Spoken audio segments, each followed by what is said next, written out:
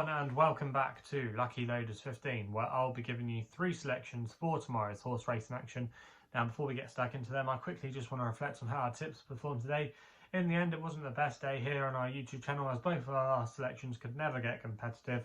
My Nap Dolphin Vista just never got into the race at all. I'm not sure what the reasoning was, but had literally no excuses coming into the race. Was well handicapped on his old form, had still showed signs of ability on some of his recent starts. The ground was in his favour, and in the end was very disappointing. Maybe if he come over towards the stand side, he might have been able to get a little bit more competitive, but yeah, you're really clutching at straws there. That was disappointing with Dolphin Vista. And then Court Royale just was taken off his feet. He could never get into the race and see the stars. What a performance by that mare. We put her up at Uttoxeter when she raced last time out. And yeah, she got caught late on. And I thought she would get caught today. But yeah, she was mightily impressive. She wasn't stopping come the end of the race. She absolutely destroyed them. And Court Royale, who showed a good effort last time at Fontwell, he just was never able to get into the race, and that was disappointing there, because he had again a lot of things in his favour. If you looked at it on paper, a good record at the track, a workable mark, conditions in his favour,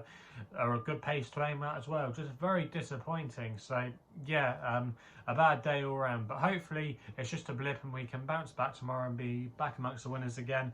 And like I say, I've got 3 tips for tomorrow's racing. And we're going to be going to Exeter for the first one of them, where we're going to go with my next best, which runs in the 2:30. I'm going to take a chance here on Sizing at Midnight for Brendan Powell and Colin Tizard. Currently available at 9-2. However, this market could go in all sorts of directions tomorrow, because there are a couple of horses that ran today.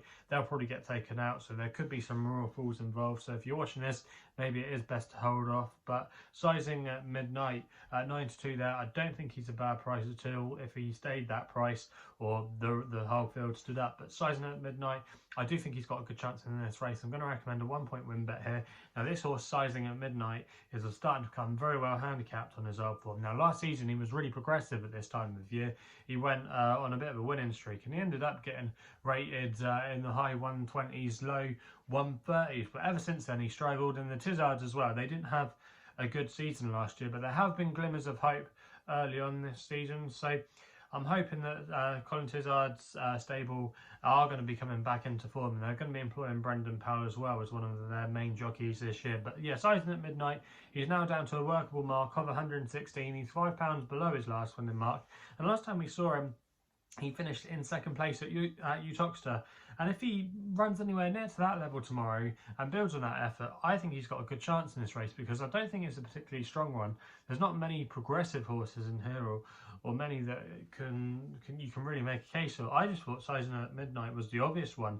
£5 below his last winning mark. Ground is in his favour as well. He wants quick ground. It's good to firm at Exeter. No rain forecast for tomorrow. So yeah, a lot of things in his favour tomorrow. And I think he'll go very close in that race. So fingers crossed Sizing at Midnight can come back to form and capitalise on a reduced handicap mark. We then go to the 3:40 at Exeter for the long shot of the day, with a horse called Laddo for Mitchell Bastian, claiming 3, riding for Milton Harris here. Now, this horse at the current time recording is available at 12-1 with SkyBet, who are offering 4 places on this race. I'm going to recommend a 0.5 each way selection here. Now, this horse Laddo is an interesting horse, I thought, in this race, because he's representing Milton Harris. His yard are going fairly well at the moment. They're operating at 29% strike rate before today's race, and so the yard are going well. And also as well, some of their horses that have not been winning have been running well at big prices and making the places. So Laddo, I do think, has a good chance in this race tomorrow. He's now £1 above his last winning mark, which came at Taunton back in April when he won off a mark that day of 74. He's now 75. However, I do think he's got a good chance in this race tomorrow. There should be a bit of pace for him to aim at, which will suit.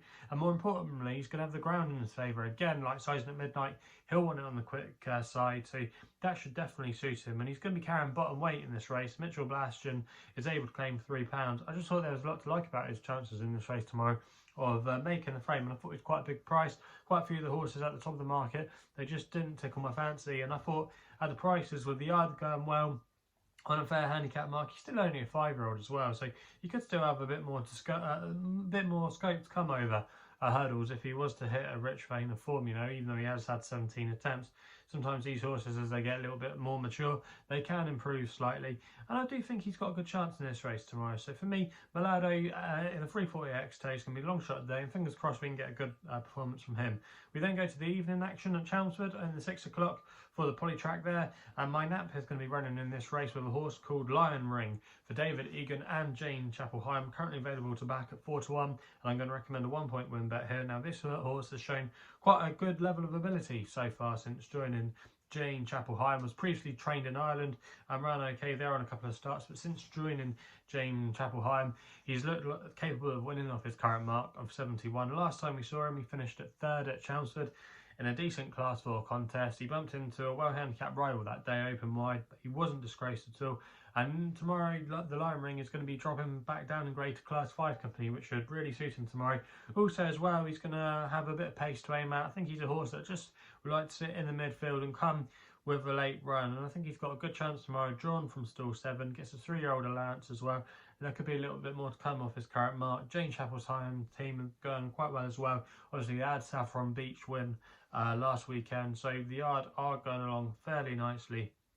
And I just think the Lion King tomorrow, or the Lion Ring tomorrow, should go very close in this race. And for me, I think he's the one that they've all got to beat. So yeah, that's my 3 tips for tomorrow's racing. If you're still enjoying these videos, please remember to hit the subscribe button, and also as well, feel free to comment in the comments box below on what you fancy tomorrow. Also as well, hit the thumbs up button, and if you want to follow me on social media, my Twitter handle, which is the best place to follow me on social media, is at LuckyLoader15. Also as well, if you want to find out a little bit more about myself, my website is www.chrisloaderracing.co.uk. So please go responsibly. Hopefully we can have some winners for you guys tomorrow, and we'll be seeing you soon.